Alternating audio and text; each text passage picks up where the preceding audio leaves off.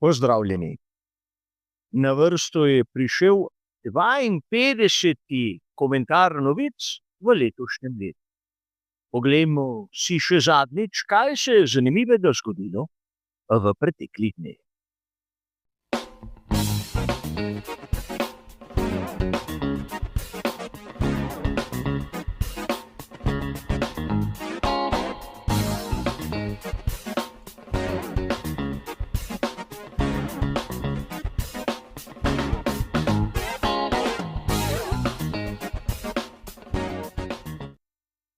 Seveda se bomo tudi tokrat, kot ponavadi, ustavili pri 4 različnih temah. In kolikor vas zanima, kaj je navedeno v originalu citiranih člankov, imate bližnjice v opisu. In tudi tokrat slika v barvah pomeni, da navajam tisto, kar sem prebral v že prej omenjenih člankih.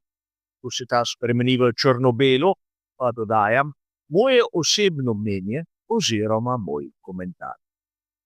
Tako, tokrat smo ponovili pravila, zato se lahko takoj lotimo prve današnje teme.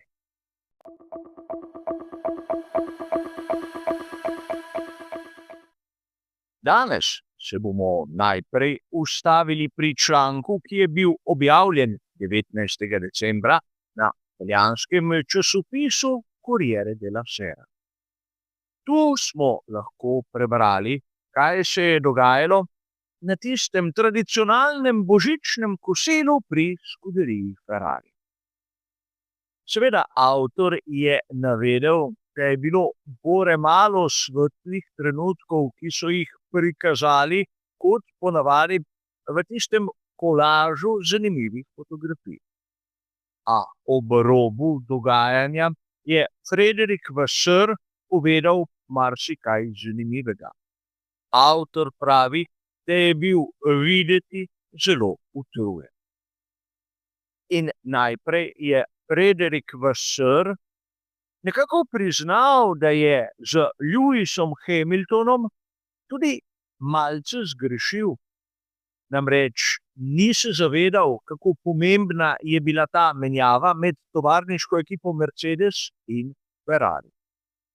In kar je bolj zanimivo, glede Adamija, inženirja Lewisa Hamiltona, je dejal, da so odprte vse možnosti.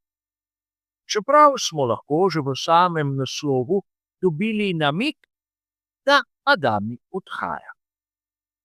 A tu je treba dodati, kako smo mi navdušenci skozi celotno sezono 2025 začutili, da na tem odnosu Hamilton-Adami nekaj ni v redu. Skorajda nespoštljiv način komuniciranja je bil verjetno tudi tisti, ki je povzročil marsikatero napetost. In tu je treba podčrtati, da Hamilton zagotovo v načinu komuniciranja ni bil tisti brez spoštovanja. A treba je dodati še nekaj. Sicer gre za moje osebno videnje, za moje mnenje, če do sedaj Adamija niso zamenjali, na primer sredi sezone, je tudi odslej ne bojo. A upajmo, da se motim. Poglejmo si, kaj sem pripravil za drugo današnjo temo.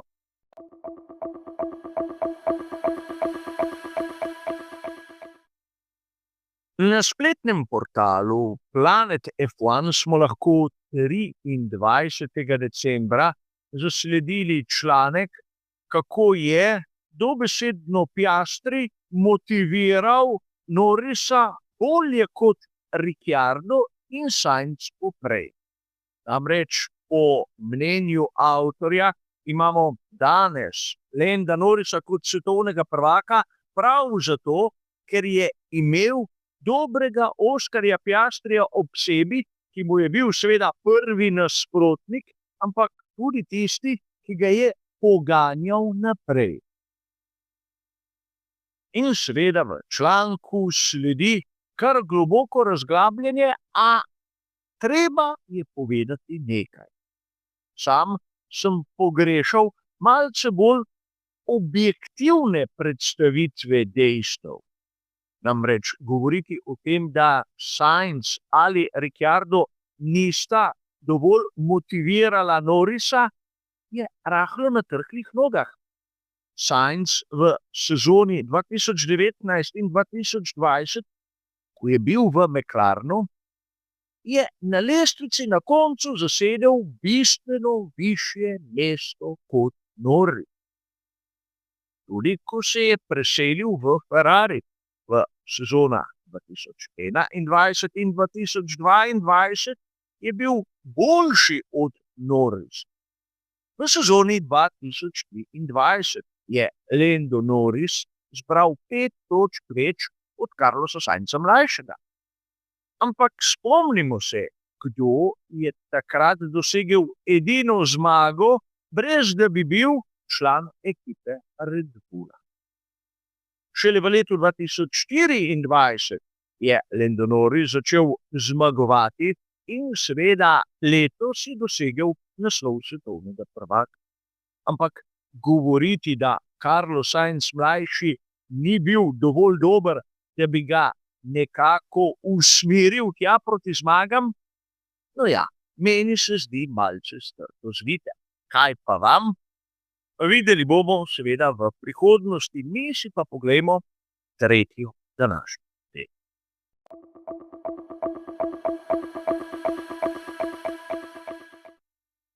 V tretji današnji temi se bomo dotaknili intervjuja z Sebastianom Vettelom. Zasledil sem ga na spletnem portalu motorsport.com 22. decembra. Tu Sebastian Vettel odkrito prizna, da v sezonah 2019-2020, ko se mu je v skuderiji Ferrari pridružil Charles Leclerc, je bila njegova kariera že v tistem spustu. Sebastian Vettel je priznal, da takrat motivacija ni bila več tista prava in bistveno mlajši Charles Leclerc, poln nekega elana, neke želje po zmagah, ga je dobesedno nadigral. Verjetno mi, navdušenci, se vsi spomnimo, da je kariera Sebastiana Vettela začela iti strmo navzdol, v bistvu že leto poprej, v sezoni 2018, predvsem po veliki nagradi Nemčije. Glede na to, da o problematiki Sebastiana Vettela sem na kanalu govoril že mnogokrat, velja ponoviti nekaj, kar vidimo še danes. Predvsem to, da sama skuderija Ferrari ni ponudila Sebastianu Vettelu verjetno tiste psihološke podpore, tiste motivacije, ki jo je rabil. A ni važno. Sam Vettel je priznal, da ni bil več prav. Ampak zanimivo je to, kljub zavedanju tega svojega stanja, je še naslednji 2 sezoni, 2021 in 2022, preživel pri Aston Martinu. Rezultati so vsem nam znani. Sam trdim, da kolikor nekdo ni več v tisti najboljši formi, kolikor ni motiviran, nima v Formuli 1 kaj iskati, pa ne glede na to, ali nam je simpatičen ali pa ne. A poglejmo si še zadnjo današnjo temo v letošnjem letu.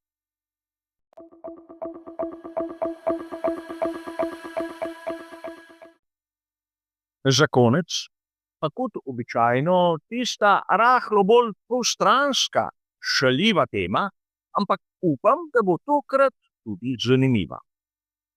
Ustavili se bomo pri članku, ki je bil objavljen 23. decembra na spletnem portalu GP Blog. Tu smo lahko prebrali, da bo odslej Max Verstappen na neumna novinarska vprašanja dajal neumne odgovore. In verjetno po takšni izjavi bi morali vsi mi navdušenci Maxu Verstappenu enostavno zaploskal.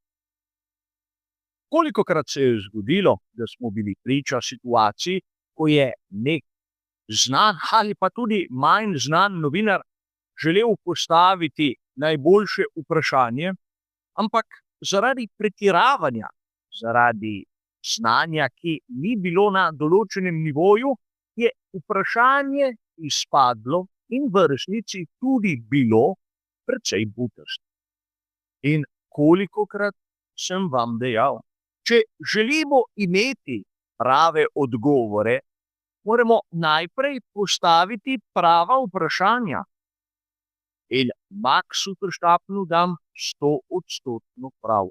Vkolikor ga nekdo sprašuje butaste stvari, pa zakaj bi se trudil postaviti nek pameten odgovor?